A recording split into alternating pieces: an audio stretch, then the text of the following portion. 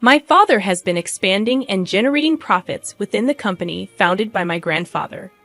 Recently, he promised to transfer a luxurious villa, a mansion, to me.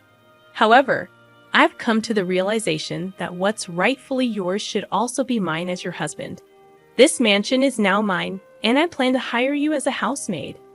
If you're not on board with that, well, you can always consider divorce.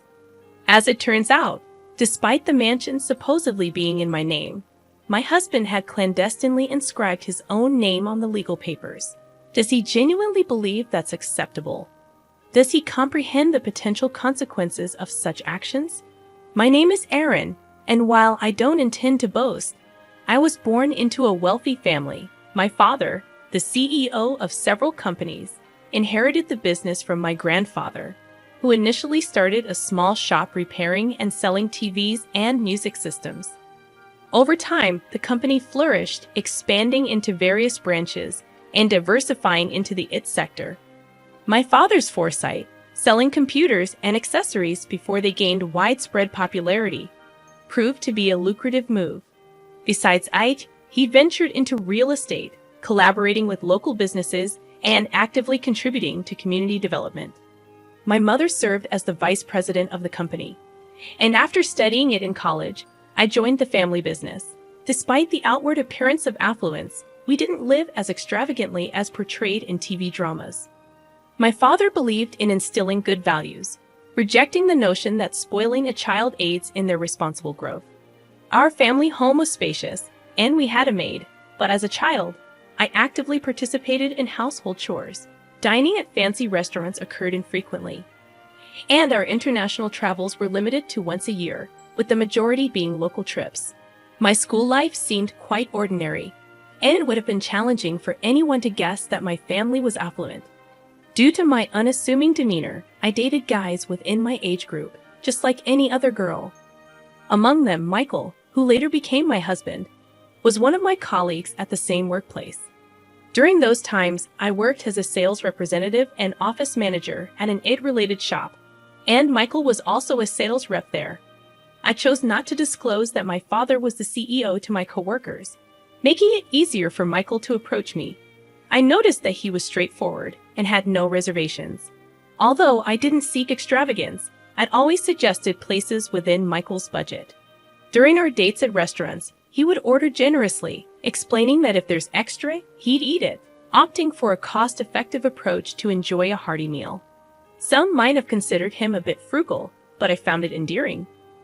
Unbeknownst to him, I earned several times more than he did, content with my fair compensation for the responsibilities I held. I unconsciously became accommodating. Michael, always keen on budget-friendly ways to satisfy his appetite, received my gestures with gratitude. During our dates, I'd often bought extra food or thoughtful gifts, knowing he would appreciate them. When shopping for clothes, I would add extra socks for him, and on occasions when I got a new bedspread, I'd include pajamas and a pillow for him. I genuinely enjoyed making him happy. Even when visiting his home, I willingly cooked for him and took care of the cleanup. Out of the blue, Michael proposed to me one day, expressing that there was no one better than me. At that moment, I hesitated, harboring reservations. After all, my father was the CEO of a major company, and he held a prominent position at my current workplace. I feared that if Michael were to discover this, he might reconsider our relationship.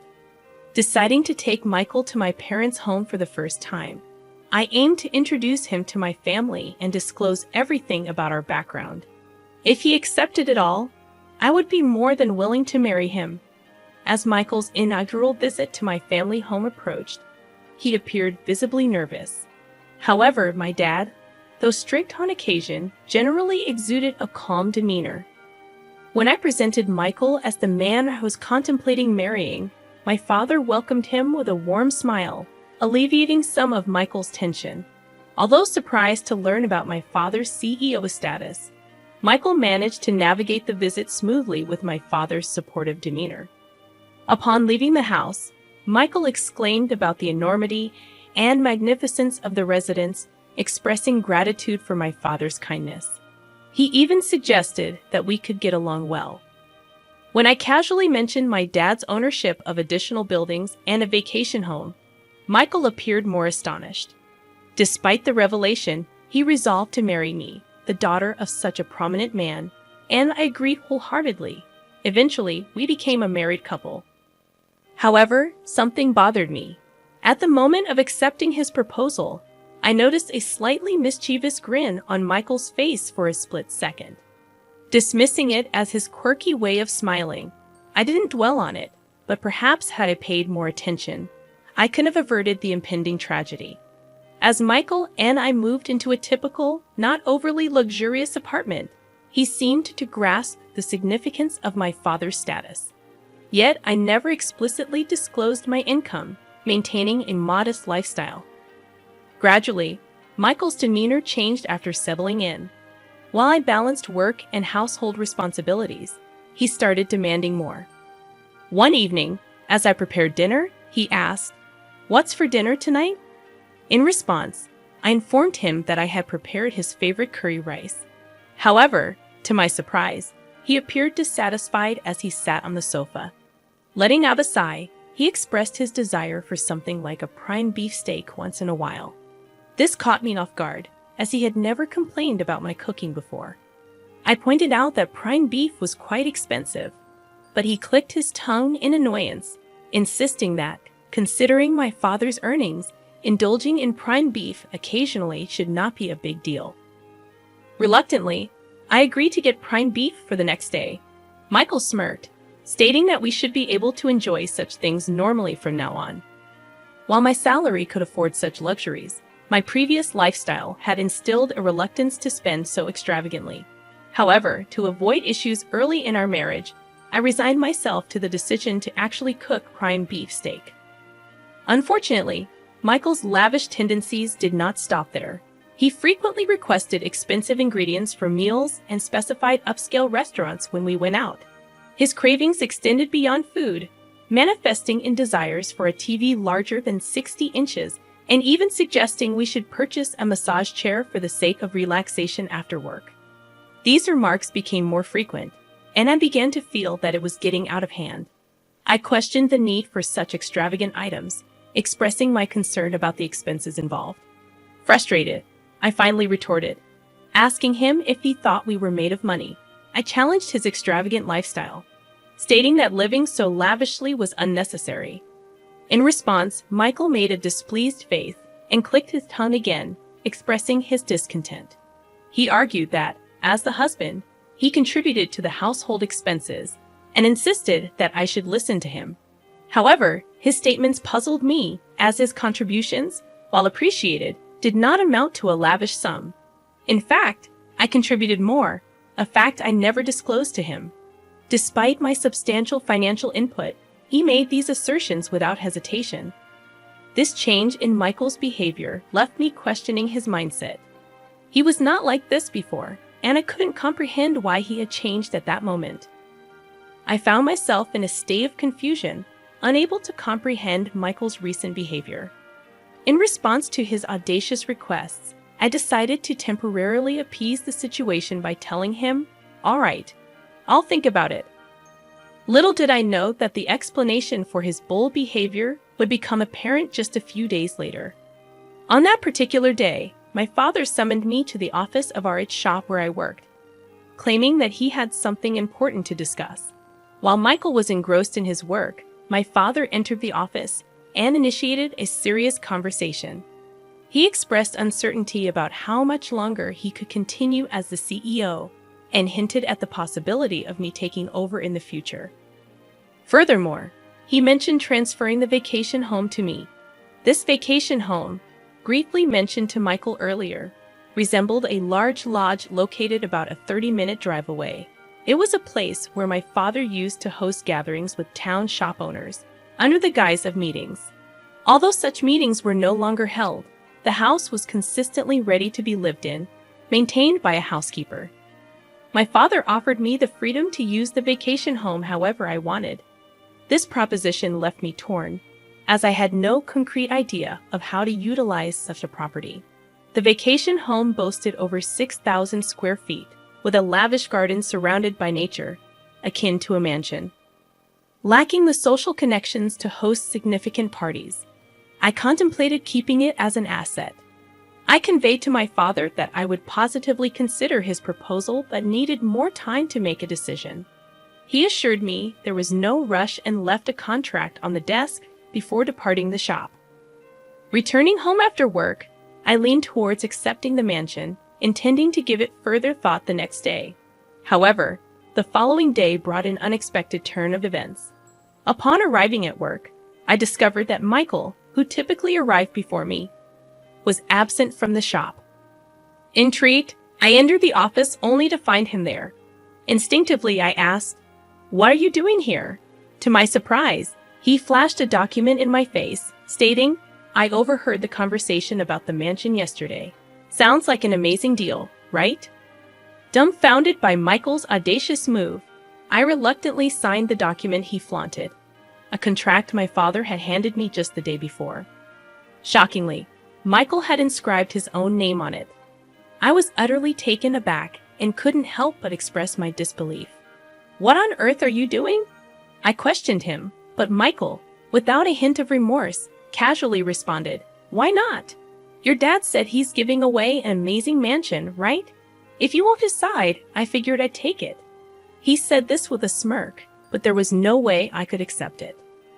Persistently, I pleaded with him, emphasizing the house's worth of $4 million and my father's intention to give it to me. However, Michael dismissed my concerns with a nonchalant laugh. $4 million bucks? Dan, that's impressive. Think about it. I have the right to this mansion because you're my wife, and I'm your husband, so I have a right to what's yours. Moreover, your dad really likes me. He probably won't have any complaints. So from today, this villa is my house. If you live in a wealthy house, you've got to make use of it. How about I hire you as a maid in this mansion? If you have any complaints, I'll divorce you anytime, he confidently declared. It was at that moment when I recalled Michael's past actions and words, and everything finally clicked. He seemingly had no qualms about taking from others, even if it meant practically stealing, without feeling guilty. During our dating days, I always showered him with gifts, but he never reciprocated. My giving nature might have corrupted him, leading him to believe that what was mine was automatically his. My dad's kindness to Michael likely made him feel my father was easy to manipulate, and perhaps he perceived me as even more gullible. With a plan forming in my mind, I decided to confront him. I declared, "Fine then. This mansion is yours, but I'm not going to be your maid. Let's get a divorce. Take care." After that, I returned to my job and, during my lunch break, called a divorce lawyer to initiate the process. Michael, seemingly unfazed, responded with bravado, claiming he was fine with it and canceling the lease on his current place. Little did he know that tragedy was about to hit him, and he just hadn't realized it yet. Later, I went back to my parents' place and shared everything with my father. From that point on, everything unfolded according to my plan. A few weeks later, Michael called me in a state of panic, having received an enormous bill. While his shock was understandable, it was only fair, considering the fixed property tax on the $4 million house he had claimed as his own. I casually informed Michael that he should expect to pay around that much for the property tax. However, he appeared utterly clueless, lacking knowledge that paying tax on owned property is common.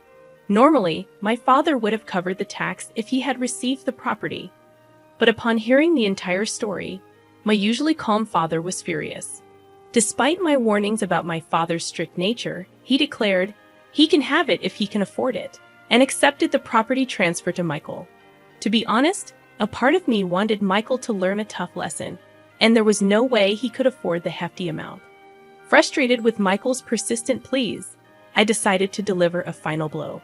The annual property tax, I revealed, amounted to about $60,000.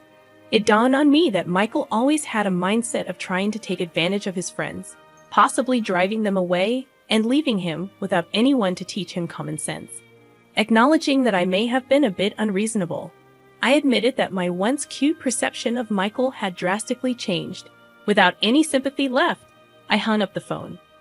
Subsequently, Michael couldn't sustain living in the house and faced forced eviction. Realizing he couldn't afford it, my father reverted the property deed back to my name, incurring the gift tax himself. Meanwhile, Michael faced severe consequences. He was fired from his job and charged with unlawfully changing the property deed. He received scoldings from his parents and was shunned by acquaintances. Now jobless and friendless, he barely scraped by in a rundown apartment, working odd jobs. His parents were even considering disowning him. As for me, I've been gradually preparing to take over my father's company. My father once told me that success in business doesn't come from looking for shortcuts. Reflecting on the fact that I almost married Michael, I deeply understand the truth in his words. Inspired by my father's greatness, I push forward every day in my involvement in running the business.